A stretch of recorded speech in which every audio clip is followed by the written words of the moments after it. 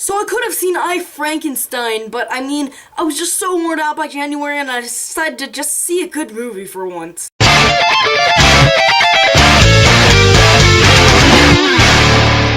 Lone Survivor. So Lone Survivor stars Mark Wahlberg, it stars Ben Foster and Taylor Kitsch, and it is about these 4 Navy SEALs that get in a pretty sticky situation. They're in Afghanistan, that's one of the scariest places to be as an American, and they come upon these 3 people that stumble upon them, and there's these 3 people with goats, and so they tie them up, and then they don't know what to do. They're like, should we kill them? Should we leave them to die? Or should we just let them go and bolt? They decide to do that because they can't kill a couple of kids, and so they just run as fast as they can, and then basically hell breaks loose. So I was really excited for this movie. It looked really cool. The reviews it's been getting have been absolutely amazing, and I really like Mark Wahlberg and Who's texting me during my show?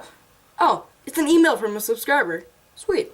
But back to the topic, these people are just really crazy, and I really like Ben Foster, and I really like Mark Wahlberg, and I really kinda like Taylor Kitsch, but they just all did the best performances of their career for sure. This movie is freaking intense. Like, this is really intense crap, and you're just on the, like, edge of your seat. You're like, oh my gosh, oh man, oh crap. There's a couple times where they fall down a mountain, and it was one of the most intense things I've seen in a while. More intense than Gravity? Yeah, it really was.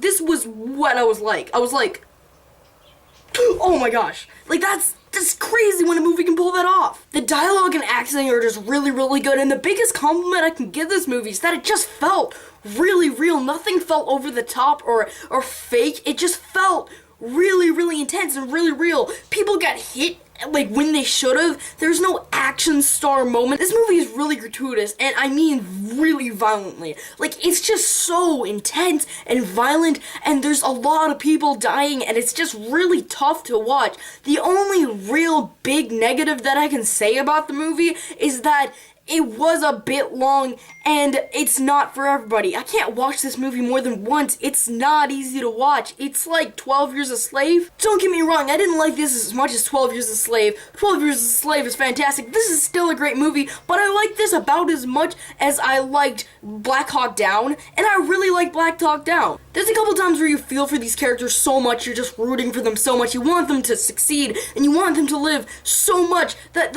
you kind of feel a sensation. You're like, oh my gosh, please survive, please survive. This will be awesome if you survive. Just go back to your family, go back to your wife. You just want them to live a life after this. And unfortunately, this movie is intense, and bad things happen to pretty good people, and I'm not spoiling anything, but that's all I'm gonna say. It's called Lone Survivor, and this movie just pulled it off really well. Though I think this movie is a bit overhyped. This is a fantastic movie.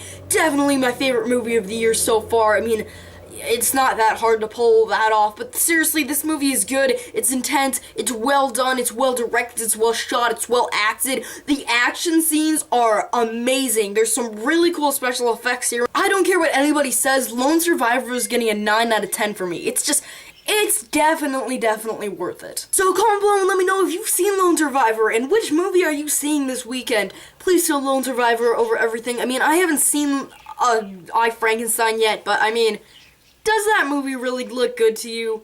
The answer would be no. Thank you so much for watching. This is Pickle Oink signing off.